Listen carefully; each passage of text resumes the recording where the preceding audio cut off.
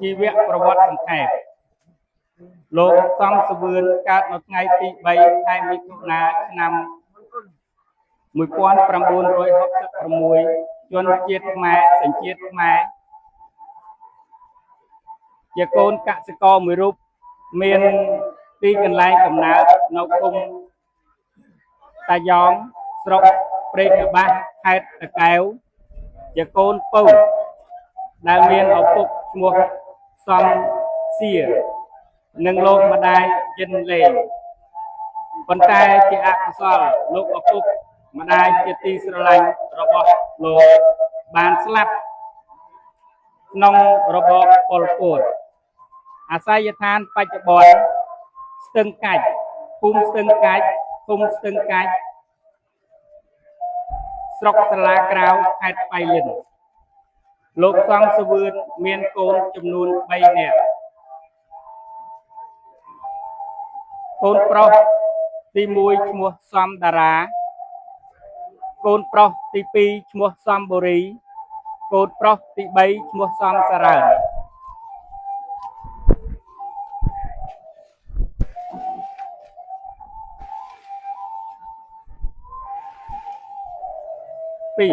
កម្រិតវប្បធម៌ទូទៅ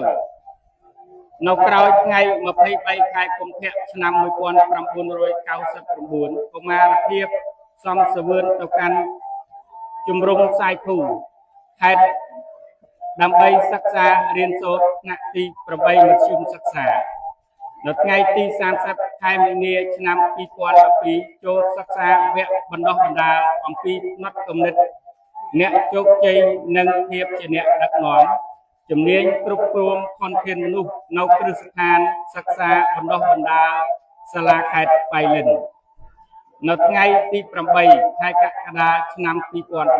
2010ចូលសិក្សាសាខាសាលាផ្សព្វផ្សាយច្បាប់ពាណិជ្ជកម្មនៅគ្រឹះស្ថានបណ្ដុះបណ្ដាលមន្ទីរពាណិជ្ជកម្មខេត្តបៃលិននៅថ្ងៃទី20ខែសីហាឆ្នាំ2010ចូលសិក្សាវគ្គបណ្ដុះបណ្ដាលតួនាទីភារកិច្ចអាចារ្យនៅគ្រឹះស្ថានសិក្សាបណ្ដុះបណ្ដាលក្រសួងធម្មការនិងសាសនារាជធានីភ្នំពេញនៅថ្ងៃទី23ខែកុម្ភៈឆ្នាំ1999ចូលសិក្សាវគ្គបណ្ដុះបណ្ដាលការងាររដ្ឋបាលនៅគ្រឹះស្ថានបណ្ដុះបណ្ដាលសាលាក្រុងបៃលិនថ្ងៃទី22ខែមីនាឆ្នាំ1999ចូលសិក្សាវគ្គបណ្ដុះបណ្ដាលការអប់រំសាធារណៈអភិបាលកិច្ចល្អនៅគ្រឹះស្ថានបណ្ដុះបណ្ដាលខេត្តបៃលិននៅថ្ងៃទី22ខែមិថុនាឆ្នាំ1999ចូលសិក្សាវគ្គបណ្ដុះបណ្ដាលជំនាញបរិស្ថាននៅគ្រឹះស្ថានបណ្ដុះបណ្ដាលសាលាក្រុងបៃលិនភាសាបរទេសកម្រិតមធ្យមចូលបម្រើក្របខ័ណ្ឌរដ្ឋនៅថ្ងៃទី3ខែមេសាឆ្នាំ1989ឈ្មោះក្របខ័ណ្ឌរដ្ឋបាលទូទៅអនន្តរស័ក្តិនៅថ្នាក់បច្ចុប្បន្នក 2.3 មុខតំណែងក្នុងវិស័យសាធារណៈនៅថ្ងៃទី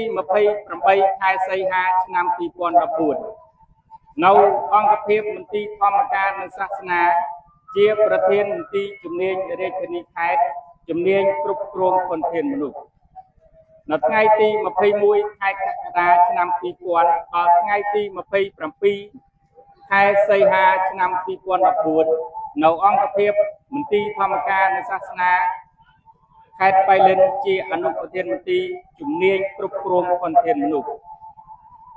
នៅថ្ងៃទី1ខែកញ្ញាឆ្នាំ1987ដល់ថ្ងៃទី3ខែវិច្ឆិកាឆ្នាំ97នៅគ្រឹះស្ថានតម្រូវអង្គភាពអនុសេនាតូ5ការដំឡើងឋានន្តរស័ក្តិថ្នាក់តាមវេនជ្រើសរើសអតីតភាពដូរប្រភេទក្របខ័ណ្ឌនិងនិយត្តកម្មថ្នាក់នៅថ្ងៃទី21ខែកក្កដាឆ្នាំ2022ក្រសួងធម្មការនិងសាសនា អង្គភាពធម្មការនិងសាសនាខេត្តបៃលិនក្របខ័ណ្ឌថ្នាក់ក 2.4 ក្របខ័ណ្ឌថ្នាក់ថ្មីក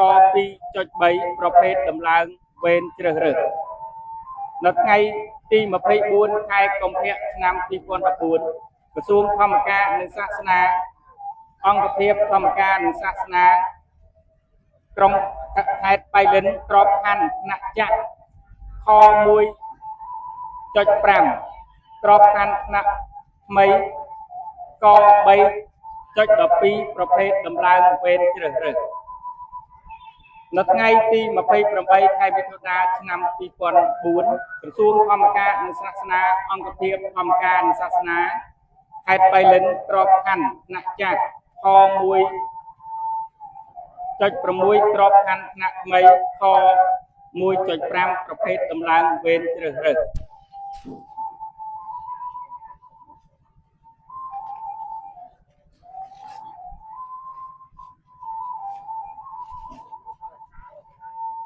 នៅបច្ចុប្បន្នលោកសំសវឿនបានដំឡើងអនន្តរស័ក្តិជាប់ថ្នាក់ឧត្តមមន្ត្រីលេខ1ដោយមានទាំងសមត្ថភាពនិងទេពកោសល្យផងគេទទួលគាត់ឲ្យធ្វើការនៅវិស័យការងារសាធារណៈបានស្គាល់គាត់សុខសាយចាប់ពីតាំងពីពេលនោះមកជាពិសេសក្នុងពេលលោកសំសវឿនអតីតជាប្រធានមន្ត្រីធម្មការនិងសាសនាខេត្តបៃលិនបានបំពេញការងារមុនលាចាកលោកនេះសំសវឿនគឺជាទំនុកបំរុងគ្រួសារបង្គោលបំផុតដែលមានកូនចំនួន3នាក់លោកម្ដាយនិងសមាជិកគ្រួសារក្នុងបន្ទុកទៀតអកុសលជំងឺប្រចាំកាយរបស់លោកបានធ្វើទុកខ្លាំងតាំងពីច្រើនខែកន្លងមកនេះទោះបីជាយ៉ាងណាក្តីនៅព្រឹកថ្ងៃច័ន្ទទី8ខែមិថុនាឆ្នាំ2026នេះលោកសំសវឿនអតីតប្រធានមន្ត្រីធម្មការនិងសាសនាខេត្តបៃលិនពេលនោះចុះពីឆាកភ្លាមស្ថានភាពរបស់លោកទប់លំនឹងស្ទើរមិនជាប់មិនមានកម្លាំងកំហែងឲ្យត្រូវក្រុមការងារបញ្ជូនទៅផ្ទះភ្លាមដោយអាការៈកាន់តែធ្ងន់ទៅមិត្តភ័ក្តិទាំងអស់សម្រាប់នាំយកលោកសំសវឿនប្រពន្ធនិងកូនសម្រាប់ចិត្តយកលោកសំសវឿនទៅសង្គ្រោះបន្ទាន់នៅមន្ទីរពេទ្យបង្អែកខេត្តបៃលិនសម្ដេចទ្រង់ឯកឧត្តមជាទីគោរពសក្ការៈសពលោកសំសវឿនបានអនិច្ចកម្មនាវេលាម៉ោង 9:19 នាទីយប់ថ្ងៃច័ន្ទ9រោចខែចេសឆ្នាំមមីអត្តស័កពុទ្ធសករាជ2570ត្រូវនឹងថ្ងៃទី8ខែមេសាឆ្នាំ2026ក្នុងជន្មាយុ68ឆ្នាំដោយរោគគាពៀនសពបានតម្កល់ទុកធ្វើគណៈអនុប្រធានរយៈកាល2យប់2ថ្ងៃតាមកន្លងប្រពៃណីទំនៀមទម្លាប់ព្រះពុទ្ធសាសនាថ្ងៃនេះជាថ្ងៃត្រូវធ្វើជាបណកិច្ចបបិទ្ធលោកសំសវឿនខ្ញុំបកករណាខ្ញុំបាទទាំងឡាយគ្រប់អង្គរូបសូមធ្វើកិច្ចខមាទោសនិងជាបណកិច្ចជូនចំពោះសពសូមសពទទួលកិច្ចខមាទោស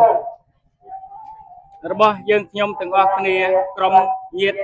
និងពុទ្ធបរិស័ទដោយសេចក្តីសន្តោសនិងសូមសពទទួលអនុមោទនានៅបញ្ញកម្មប្រកបដោយសោមនស្សជ្រះថ្លាបន្តិចទៀតនេះព្រះអគ្គីនឹងឆាបឆេះកាយរបស់លោកផ្សែងហុយលឿនលយទៅកាន់អាកាសដែលទាំងខ្មុលខ្មាញ់ហាក់ដូចជាមច្ចរាជកំពុងតែនាំកាយរបស់លោកសំសវឿនយ៉ាងនឹងដែរព្ ព្រះអគីនឹងលេបត្របាក់រូបម្ដងបន្តិចកាយនឹងคล้ายទៅជាកំណរផេះផង់រូបឆោមនឹងរលាយបាត់ពីលោកនេះយ៉ាងឆាប់បំផុត